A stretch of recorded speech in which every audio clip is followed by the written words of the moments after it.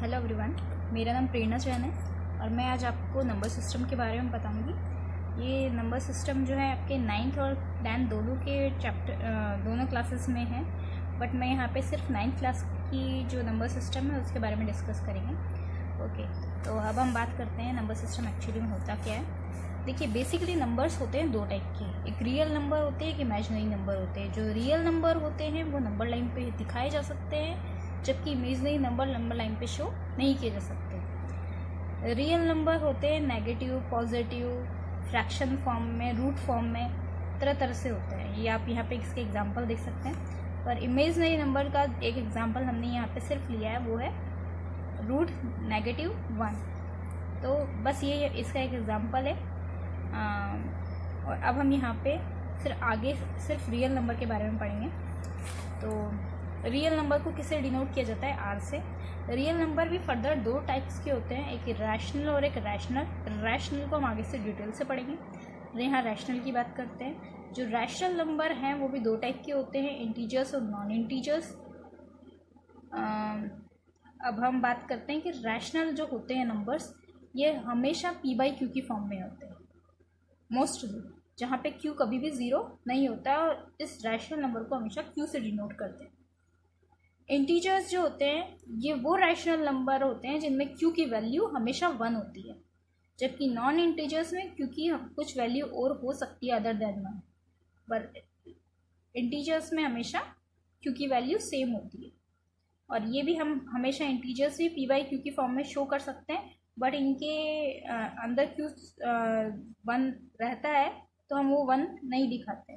पर non integers में q की कुछ वैल्यू होती है तो हमें दिखानी पड़ती है। ओके, अब बात करते हैं कि रियल नंबर के आगे कि होल नंबर और नेचुरल नंबर क्या चीज़ होती है। देखिए, नेचुरल नंबर वो होते हैं जो 1 से स्टार्ट होते हैं, पूरे कंप्लीट होते हैं, 1 2 3 और इन्फिनिटी तक काफ़ी लंबे होते हैं, काफ़ी सारे होते हैं, लेकिन ये सारे नंबर पूरे कंप्लीट नंबर होते हैं। अब यहाँ पे बात करते हैं होल नंबर की। होल नंबर वो होते हैं जिनमें नेचुरल नंबर में अगर ज़ीरो ऐड कर दिया जाए तो वो क्या हो जाते हैं? Whole number. यानी होल नंबर में बस एक ज़ीरो और एक्स्ट्रा होता है नेचुरल नंबर के अलावा। ओके, अब बात करते हैं नंबर लाइन। ये इस तरह की नंबर लाइन आपकी होती है।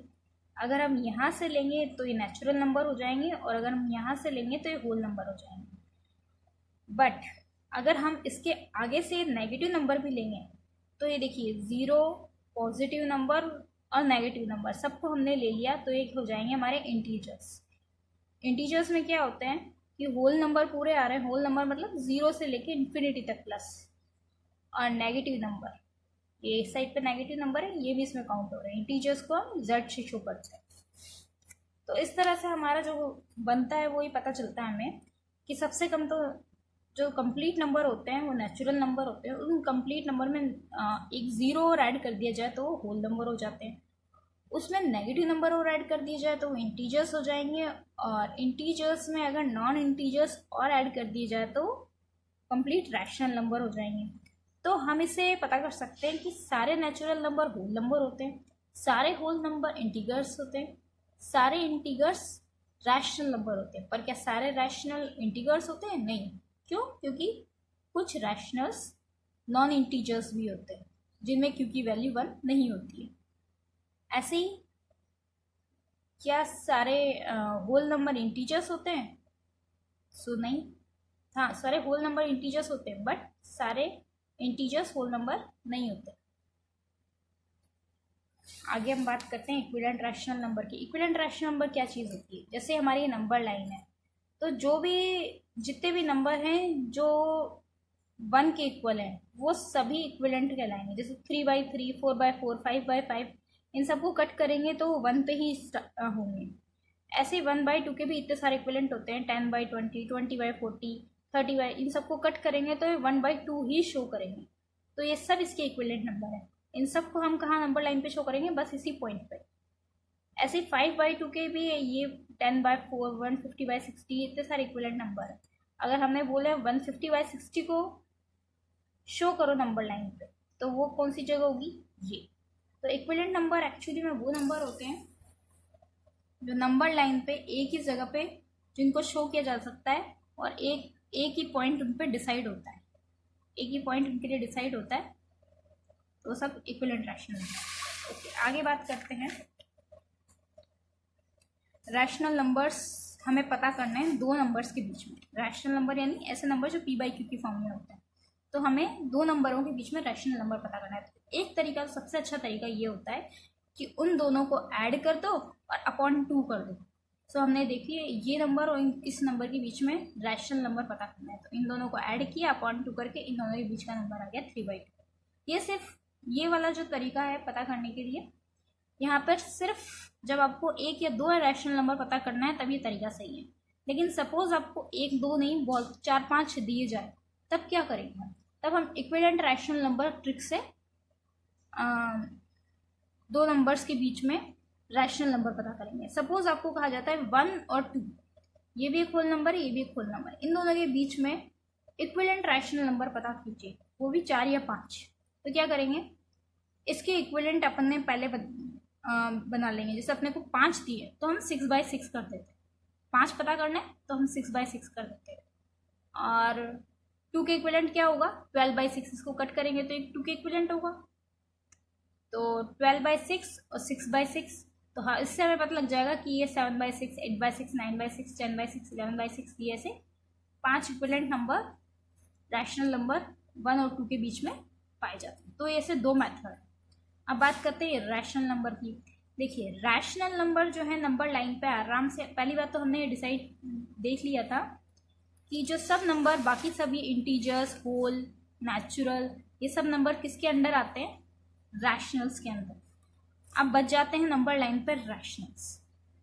ये रियल नंबर्स में सिर्फ इरैशनल बच जाते हैं, और इरैशनल नंबर कभी भी p/q की फॉर्म में शो नहीं किए जा सकते। तो ये रैशनल से डिफरेंट होते हैं। दूसरी बात, ये जो इरैशनल नंबर हैं ये मोस्टली जितने भी प्राइम नंबर्स होते हैं उनके रूट होते हैं, और कुछ ऐसे कंपोजिट नंबर्स भी होते हैं जो कि रूट से बाहर नहीं निकल पाते, उन सबके रूट भी जो होते हैं वो रैशनल्स होते हैं।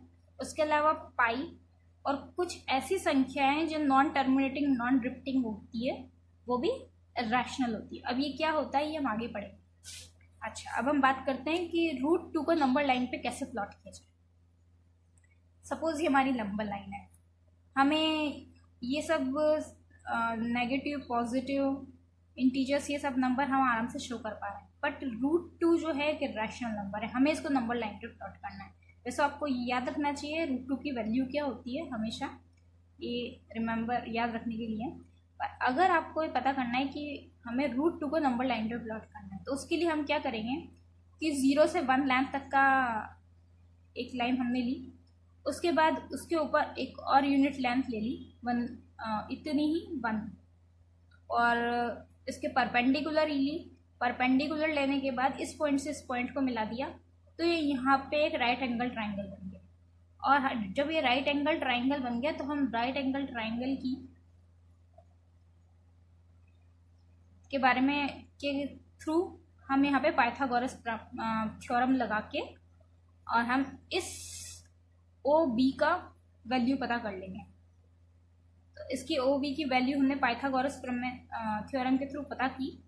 तो क्या किया हमने, राइट एंगल ट्राइंगल पे पाइथागोरस थ्योरम लगाया। तो OB, O से A पॉइंट और A से B पॉइंट, O से A पॉइंट का स्क्वायर किया, A से B पॉइंट का स्क्वायर किया, और OA 1 square, AB 1 square, OB की वैल्यू हमें पता करनी थी। तो ये आ गई हमारी √2।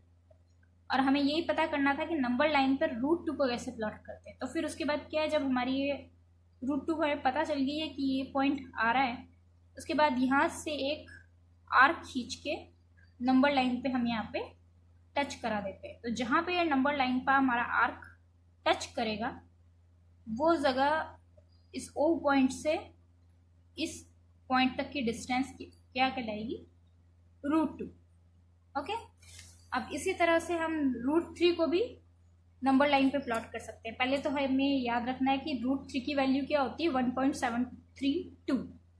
ठीक है, अब हमें ये √3 की वैल्यू भी हमें नहीं पता है। सपोज हमें पता है तो हम आराम से याद रख सकते हैं कि कहाँ इसे प्लॉट करना है। पर अगर हमें नहीं पता है तो हम क्या करेंगे कि पहले वही √2 हमें पता है। अब √2 के लिए क्या है, इस √2 वाली जो लाइन थी इसके बिल्कुल वापस से परपेंडिकुलर एक यूनिट लेंथ और खींचेंगे। अब ये यूनिट लेंथ खींचने के बाद यहाँ पे भी एक राइट एंगल ट्राइंगल बन रहा है। जो ये राइट एंगल ट्राइंगल बन रहा है इस पर भी हम यहाँ पे पाइथागोरस थ्योरम लगा देंगे। पाइथागोरस थ्योरम लगाने के बाद हमें यहाँ पे क्या मिल गया, √3। इसकी वैल्यू हमें पता थी, इसकी वैल्यू हमें पता थी, इसकी वैल्यू हमें पाइथागोरस थ्योरम से पता लगेगी। और उसके बाद इससे जो हम आर्क खींचेंगे तो यहाँ पे आएगा वो, और इससे हमें वैल्यू पता चल जाएगी √3।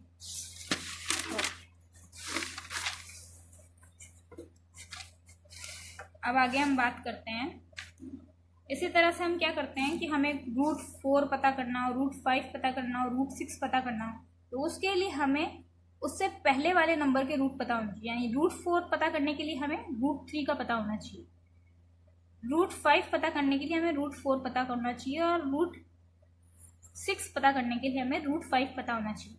आप यहाँ पे देख सकते हैं, उसमें देखा था अपन ने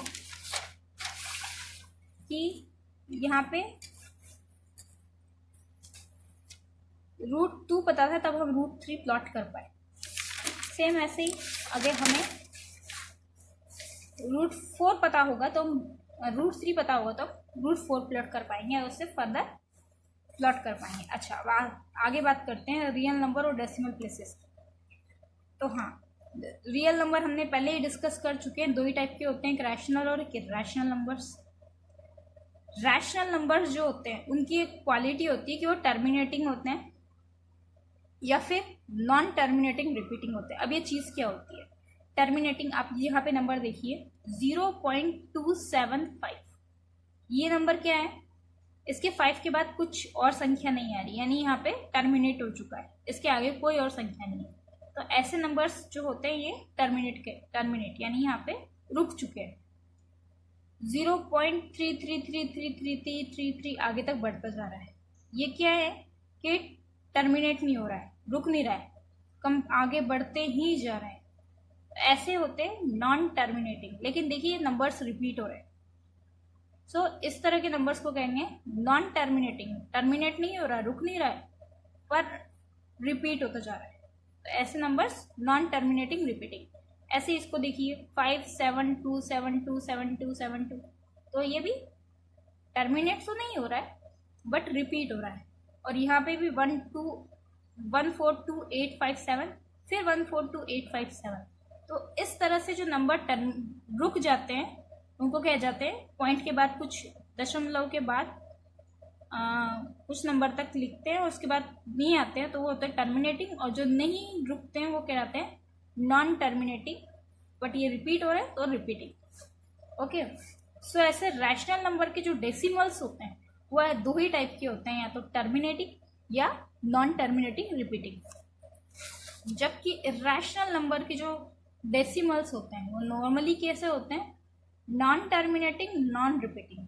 देखिए ना तो ये टर्मिनेट हो रहे हैं, आगे तक बढ़ते ही जा रहे हैं, पॉइंट के बाद कितने ही आगे तक वो पूरे हो ही नहीं रहे, नंबर्स आगे चलते ही जा रहे हैं, तो ना तो ये टर्मिनेट हो रहे हैं और ना ही इनकी संख्या वापस रिपीट हो रही है। इसमें आपको लग रहा होगा संख्या रिपीट हो रही है, बट देखिए 10100111 देन 0111, सो ये रिपीट नहीं हो रहा है, ना ये रिपीट हो रहे हैं, ना ये रिपीट हो रहे हैं, ना ये रिपीट हो रहे हैं। 111 नंबर जरूर रिपीट हो रहे हैं लेकिन पूरी संख्या रिपीट नहीं हो रही है। सो इर्रेशनल नंबर के डेसिमल्स जो होते हैं वो होते हैं नॉन टर्मिनेटिंग नॉन रिपीटिंग, जबकि रैशनल नंबर के होते हैं वो या तो टर्मिनेटिंग होंगे या नॉन टर्मिनेटिंग रिपीटिंग होंगे। ओके, अभी हमारे टर्मिनेटिंग जो होते हैं नंबर, टर्मिनेटिंग डेसिमल्स होते हैं, उनको हम अगर बोलें कि भाई रैशनल फॉर्म में चेंज करो p/q की फॉर्म में, तो हम आराम से 0.275 है, इसके बाद कोई नंबर नहीं है, आराम से उसको रैशनल फॉर्म में चेंज कर सकते हैं। बट बात आती है कि भाई नहीं, अभी हमें नॉन टर्मिनेटिंग रिपीटिंग को हमें रैशनल फॉर्म में चेंज करना है। तो अब उसे हम कैसे रैशनल फॉर्म में चेंज करें, यानी p/q की फॉर्म में कैसे चेंज करें, तो उसके लिए एक तरीका होता है। अब हमें पता है 0.3333 बहुत लंबा होता है, तो हम ये जो इतनी बड़ी सारी वैल्यू है उसको हम मान लेते हैं एक्स। ये किसके बराबर होता है 0.3। और ये बार क्यों होता है, क्योंकि ये बहुत बार रिपीट होता रहता है, बहुत लंबी आगे तक चलती रहती है, तो कैलकुलेशन ख़त्म ही नहीं होती है इसकी, तो इसलिए इस जगह पे बार लगा दिया जाता है। अब क्या है, इस वैल्यू को हमने क्या मान लिया x। अब इसको हम 10 से मल्टीप्लाई करेंगे। जैसे ही 10 से मल्टीप्लाई करेंगे तो ये 3 उठ के यहाँ से यहाँ चल जाएगा और ये पॉइंट एक आगे खिसक जाएगा, ये हमें पता ही है। तो ये कितने के बराबर हो गया, 10 से इंटू किया तो 10x के 3.33।